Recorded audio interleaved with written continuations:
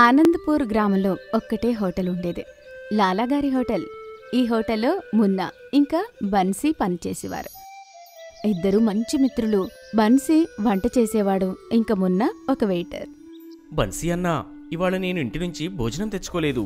నువ్వు కంగారు పడుకోమున్నా, నేను తర్వాత ఆర్డర్తో పాటు నీకోసం ఏమైనా తయారు చేస్తారే. సరే అన్నా, కానీ జాగ్రత్త, లాలా చూస్తూ ఉంటాడు. లాలా ఎప్పుడైనా నన్ను పట్టుకోగలిగాడా? ఇప్పటి వరకు కూడా పట్టుకోలేదు. ఇద్దరు వాళ్ళ పని చేసుకుంటూ ఉంటారు. బన్సీ నెక్స్ట్ ఆర్డర్లో మున్నా కోసం కూడా భోజనం తయారు చేస్తాడు. అతని డబ్బా పక్కన పెడతాడు. ఇంకా మధ్యాహ్నం అవ్వగానే బన్సీ ఇంకా మున్నా వాళ్ళ డబ్బా తీసుకుని హోటల్ ముందు ఉన్న ఒక పెద్ద చెట్టు కింద కూర్చుంటారు. ఇద్దరూ రోజూ అదే చెట్టు కింద కూర్చుని భోజనం చేసేవారు. బన్సీ అన్నా, ఇవాళ ఏం తెచ్చావు నా కోసం? నీకిష్టమైన చోలే మరియు పరోటా. నీ చేతి చోలే మరియు పరోటా అయితే అద్భుతం. ఇటు ఇవ్వు, ఆకలిగా ఉంది. తిను, నీకోసమే తయారు చేశాను. మున్నా ఇంకా బన్సీ కడుపు నిండా భోజనం చేస్తారు. లాలాజీని జీతం పెంచమని అడగాలి. ఈ జీతంతో ఇల్లు గడవటం చాలా కష్టంగా ఉంది. నేను కూడా. మా అమ్మ అయితే ఎప్పటినుంచో ఆ ఉద్యోగాన్ని మానేయమంటుంది. అయితే ఇవాళ ఈ విషయం గురించి మాట్లాడదాం. మున్నా ఇంకా బన్సీ లాలాజీ దగ్గరికి వెళ్తారు. లాలాగారు, ఈ జీతంతో ఇల్లు గడవటం చాలా కష్టంగా ఉంది. మా అభ్యర్థన ఏంటంటే మాకు జీతాలు పెంచండి దయచేసి. మీరిద్దరూ జీతం పెంచమని ఎలా అడుగుతున్నారంటే, నేనేదో ఇక్కడ కోట్ల రూపాయలు సంపాదిస్తున్నట్లు. ఇక్కడ రోజు వచ్చే డబ్బులు సామాన్లకే సరిపోతున్నాయి. ఇంకా మీ జీతం ఎక్కడి నుంచి పెంచాలి? ఇచ్చే జీతంతో పని చేయాలనుకుంటే ఉండండి, లేకపోతే మీ దారిని మీరు వెళ్ళండి. లాలాజీ జవాబు విని మున్నా ఇంకా బన్సీని రాసిపడతారు. సాయంత్రం ఇద్దరి డ్యూటీ అయిపోయిన తర్వాత బన్సీ ఇలా అంటాడు. ఇప్పుడు నేను వేరే ఉద్యోగం ఏదైనా వెతుక్కోవాల్సిందే. కానీ మన గ్రామంలో ఇంకొక హోటల్ ఎక్కడ ఉంది? వేరే ఉద్యోగం కోసం మీరు బయటకు వెళ్లాల్సి ఉంటుంది. కానీ కుటుంబం గురించి కూడా ఆలోచించాలి. నేను చాలా రోజులుగా ఆలోచిస్తున్నాను సొంత హోటల్ ఒకటి తెరవాలి అని. ఒకవేళ మీరు నాకు సహాయం చేస్తే మనం సొంతంగా హోటల్ తెరవచ్చు. అప్పుడు మనం ఎవరి కింద పనిచేయాల్సిన అవసరం ఉండదు. కానీ మనం హోటల్ తెరవడానికి ఏదైనా హోటల్ అద్దెకు తీసుకోవాలి. మన దగ్గర డబ్బు లేదు. దానికి నా దగ్గర ఒక ఉపాయం ఉంది. అలా అని మున్నా బన్సీని ఊరు బయటకి తీసుకుని వెళ్తాడు. అక్కడ ఒక మైదానంలో పాత విరిగిపోయింది ప్లేన్ పడి ఉంటుంది. ప్లేన్లో కొన్ని కుర్చీలు విరిగి ఉన్నాయి, కొన్ని లేనే లేవు. పిల్లలంతా అందులోనే ఆడుకునేవారు. ఇది మన హోటల్ అవ్వగలదు. ఇదా? ఈ చోటికి మనం కిరాయి ఇవ్వాల్సిన అవసరం లేదు. మనం దీన్ని శుభ్రం చేయడానికి కాస్త కష్టపడాలంతే. నేను దీని గురించి నెలగా ఆలోచిస్తున్నా. దీన్ని బాగు చేయడానికి అంత ఖర్చు కూడా ఏం కాదు. నీ ఐడియా చాలా బాగుంది. మన దగ్గర కూడా చుట్టుపక్కల ఎక్కడా ఏరోప్లేన్ హోటల్ లేదు. చాలా బాగుంది. అయితే మనం రేపటి నుంచి మన పని మొదలు పెడదాం. అదే కదా విషయం. ఇప్పుడు మనమే యజమానులం. ఇంకా మనకొచ్చిన ఆదాయం 50-50. వాళ్ళిద్దరూ సంతోషంగా ఉంటారు. త్వరలో వాళ్ల సొంత హోటల్ తెరుస్తున్నందుకు వాళ్ళు ఎవరి కింద పని చేయాల్సిన అవసరం ఉండదు. మరుసటి రోజు మున్నా ఇంకా బన్సీ కలిసి ఏరోప్లేన్ని శుభ్రం చేయడం మొదలుపెట్టారు. కొన్ని గంటల్లోనే ఏరోప్లేన్ మెరిసిపోతూ ఉంటుంది. ఏరోప్లేన్లో ముందు నుంచి కుర్చీలు ఉన్నాయి. మున్నా ఇంకా బన్సీ కొన్ని కుర్చీలు ఉన్న చోటుకి టేబుల్ చేస్తారు. మరుసటి రోజు కూడా అదే పని నడుస్తూ ఉంది. ఇవాళ ఇద్దరూ కలిసి ఏరోప్లేన్ లోపల వంటగది తయారు చేస్తారు. 2-3 రోజులు బాగా కష్టపడిన తర్వాత హోటల్ తయారైపోతుంది. మనం హోటల్ రేపటి నుంచి మొదలు పెట్టొచ్చు. ఇవాళే మనం ఊరంతా చాటింపు వేయిద్దాం. దాని అవసరం ఏముంది? అవసరం ఉంది. ఏరోప్లేన్ హోటల్ అంటే మామూలు విషయమా ఏంటి? అవును, కస్టమర్లు కూడా బాగానే వస్తారు. సాయంత్రం సమయంలో మున్నా ఒక మైక్ పట్టుకుని ఊరు మధ్యలో నిలబడతాడు. వినండి, వినండి, వినండి. మన గ్రామంలో ఎప్పుడూ లేని, చుట్టుపక్కల గ్రామాల్లో కూడా ఎక్కడా లేని హోటల్. అవును అండి, వేరే తీరులో అద్భుతమైన హోటల్, ఏరోప్లేన్ హోటల్. అవును, రేపే మన గ్రామంలో ఏరోప్లేన్ హోటల్ ఓపెన్ అవుతుంది. గ్రామ ప్రజలందరినీ కూడా ఆహ్వానిస్తున్నాం. మన అద్భుతమైన ఏరోప్లేన్ హోటల్కి రండి. ఏరోప్లేన్ హోటల్ ఇప్పటి వరకు ఎప్పుడూ చూడలేదు. రేపు వెళ్ళి చూద్దాం అయితే. గ్రామ ప్రజలందరికీ ఏరోప్లేన్ అనేది చాలా పెద్ద విషయం. ఏరోప్లేన్ హోటల్ గురించైతే వాళ్ళు అసలు ఎప్పుడూ ఆలోచించనే లేదు. మరుసటి రోజు ఉదయం బన్సీ చాలా సమోసాలు తయారు చేస్తాడు. బన్సీ సమోసాలెందుకు? ఎందుకంటే మన అద్భుతమైన హోటల్ చూడటానికి గ్రామమంతా వస్తుంది. ఓ, మున్నా అలా అనేలోపే గ్రామ ప్రజలు రావడం మొదలైంది. వెళ్ళు, అందరికీ సమోసా పంచు. మున్నా సమోసా ప్లేట్ తీసుకుని వచ్చిన చుట్టాలకి సమోసాలు పంచుతాడు. గ్రామ ప్రజలు ఏరోప్లేన్ హోటల్ని చూసి సంతోషిస్తారు. ఇవాళ నేను ఈ ఏరోప్లేన్ హోటల్లోనే భోజనం చేస్తాను. ఉన్నా బాబు, నాకు చోలే బతురా తీసుకురా. ఇప్పుడే తెస్తాను బాబాయ్. గ్రామ ప్రజలు మొదటిసారి ఏరోప్లేన్ హోటల్లో కూర్చుంటారు. ఇంకా అందరూ దడదడ ఆర్డర్లిచ్చారు.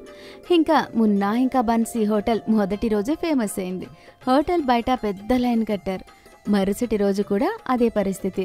ఏరోప్లేన్ హోటల్ బయట పెద్ద లైన్ నిలబడి ఉంటుంది. మేము పక్క గ్రామం నుంచి వచ్చాము. మేమైతే 10 కిలోమీటర్ల దూరం నుంచి వచ్చాము. మొదటిసారి ఏరోప్లేన్ హోటల్ని చూస్తున్నాము. ఏరోప్లేన్ కాదు, ఏరోప్లేన్ హోటల్.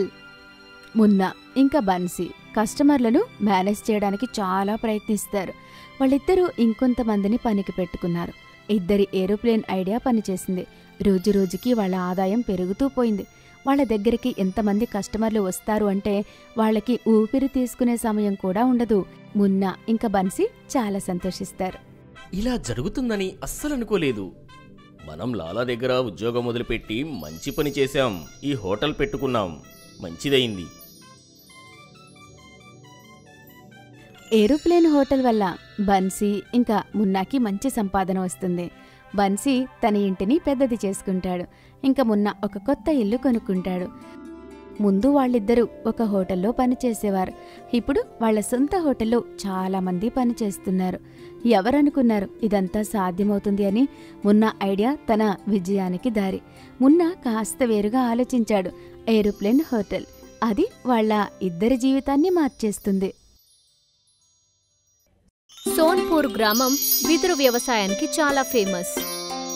చాలా ఏళ్లుగా ఆ భూమిలో వెదురు బాగా మొలిచేది. దినేష్కి ఒక చిన్న వెదురు వ్యవసాయం ఉండేది.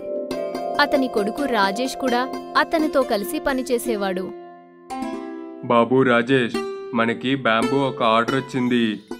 దాన్ని నువ్వు కరెక్ట్గా పంపించావా? అవును నాన్న, నేను అది నిన్న సాయంత్రమే పంపించేశాను. వాళ్ళకి సమయానికల్లా ఆర్డర్ చేరుకుంటే మనకి ఈరోజు సాయంత్రం కల్లా డబ్బులు వచ్చేస్తాయి నాన్న.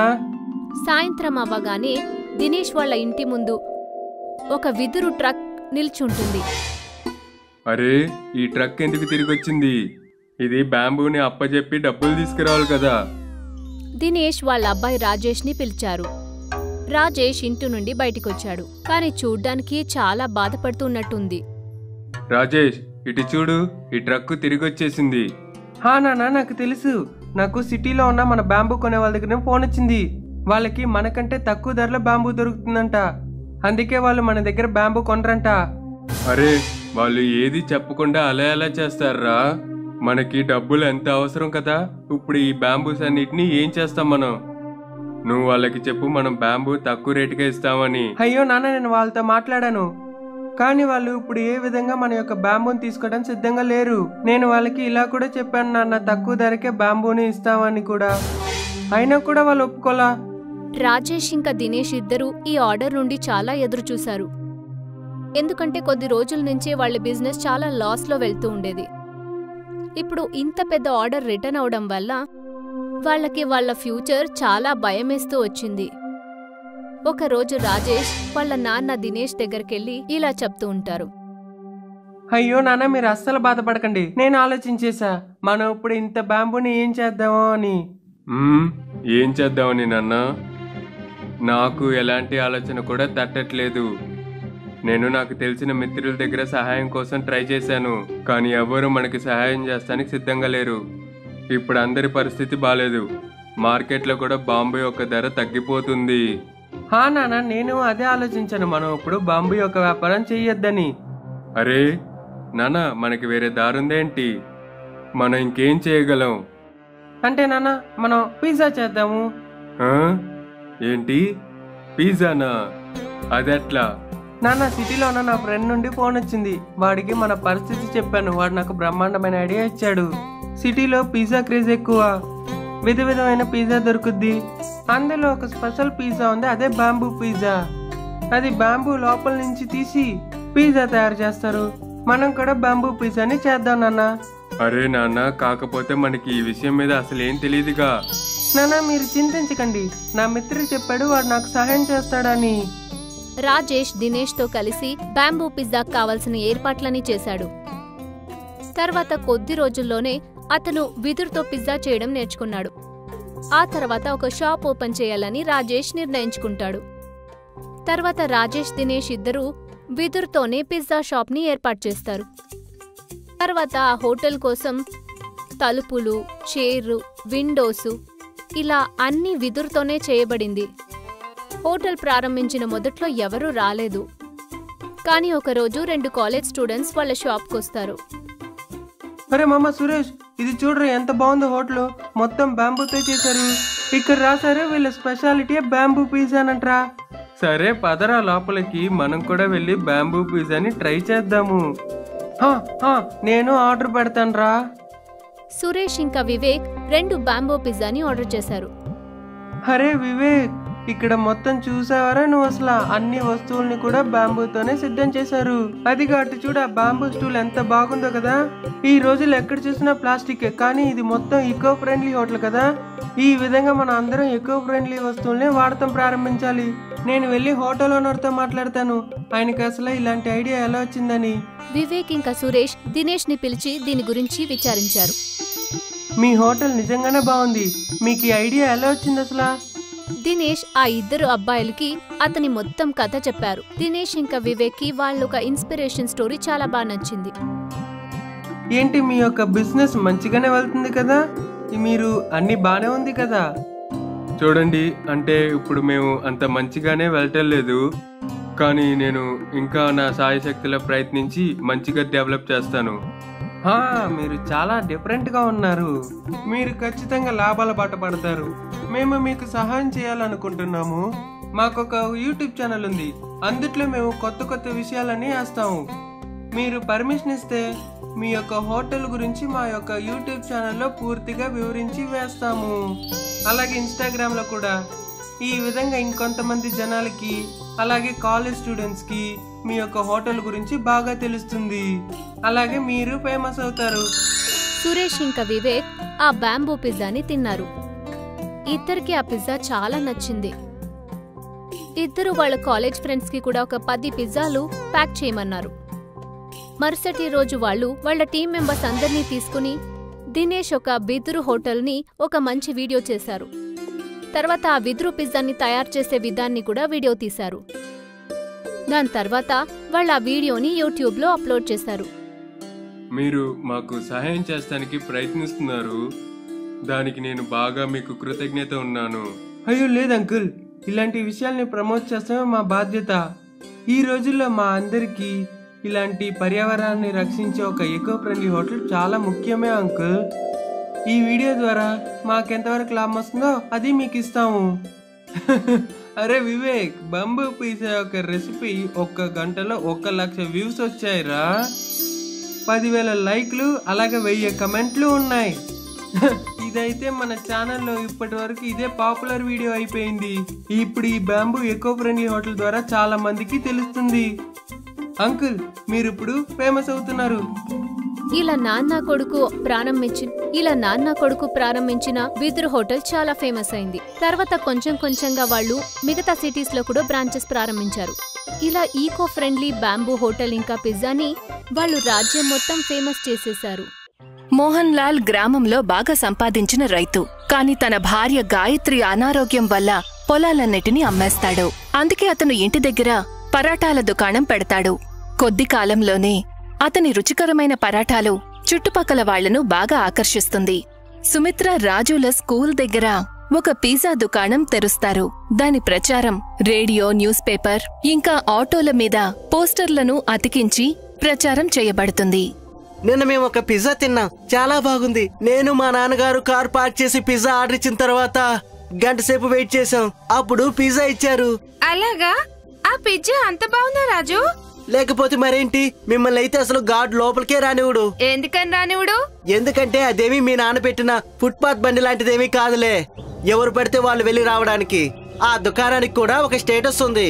పెద్ద పెద్ద వాళ్ళు తమ కారులో వచ్చి అక్కడ తిని వెళ్తారు. అప్పుడే వాళ్ళకి పిజ్జా ఇస్తారు తినడానికి. అర్థమైందా? రాకీ మాటల్ని విని అందరూ ఒక్కసారిగా నవ్వుతారు. సుమిత్రకి తను అన్న మాటలు అస్సలు నచ్చలేదు.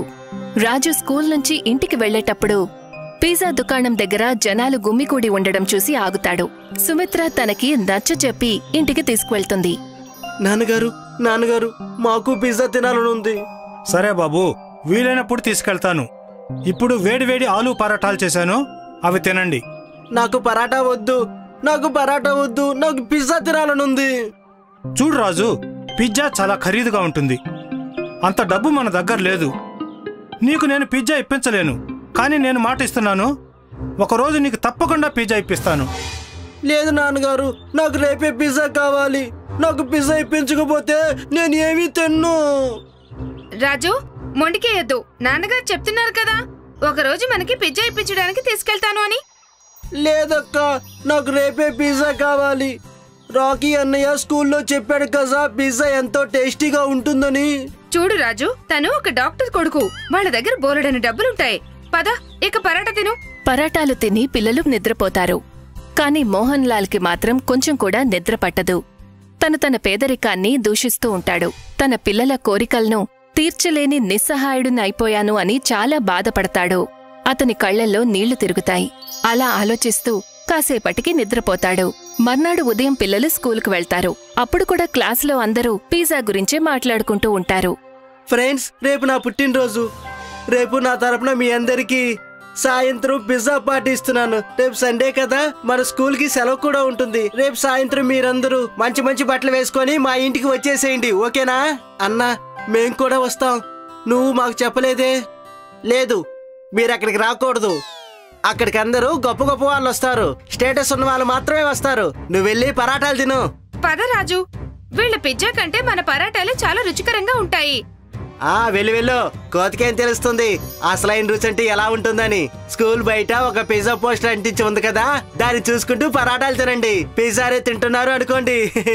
రాకీ, నువ్వు ఇలా మాట్లాడకూడదు. పద సుమిత్ర, తనకి ఇలా మాట్లాడటం మొదటి నుండి అలవాటే. పిజ్జా ఫోటోని చూసి పరాటాలు తినమని చెప్పిన మాటకి అందరూ నవ్వుతారు.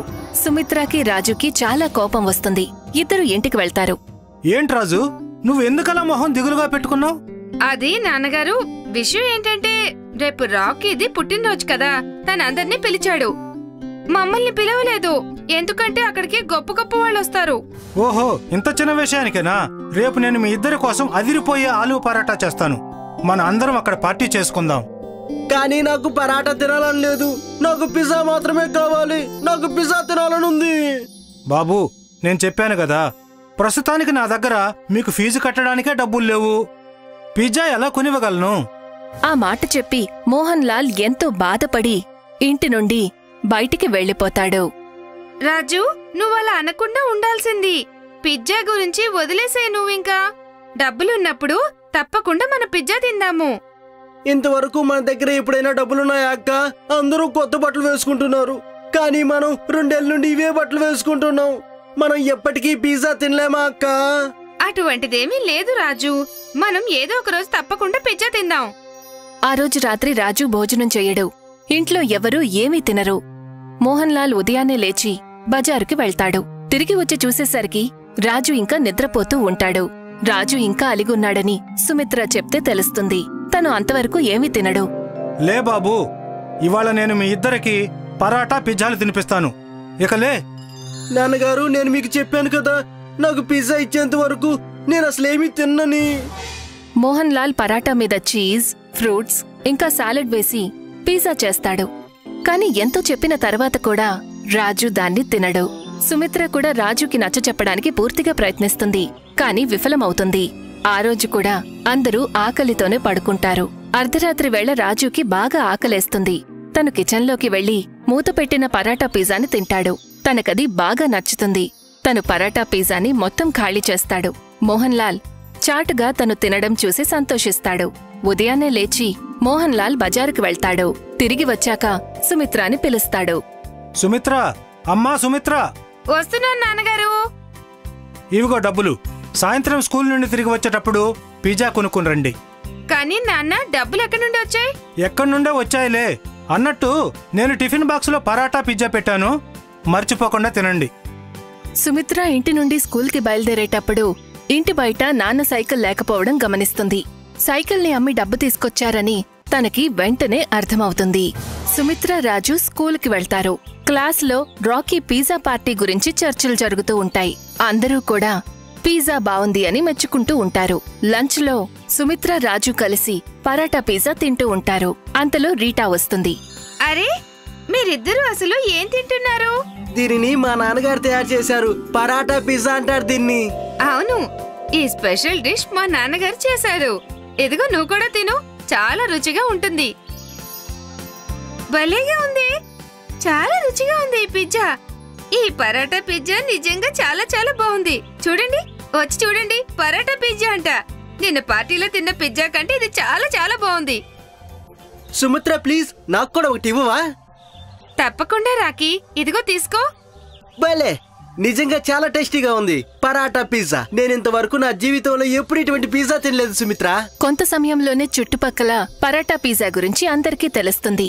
సుమిత్ర వాళ్ల నాన్నకి పరాటా పిజ్జాలు తయారు చేయమని చెప్తుంది. వాళ్ల దుకాణం ముందు జనాలు గుమ్మికూడ్డం మొదలు పెడతారు. పిజ్జా దుకాణంలో కస్టమర్లు తగ్గిపోతూ వచ్చారు. పిజ్జా దుకాణం మూతబడే పరిస్థితికి చేరుకుంది.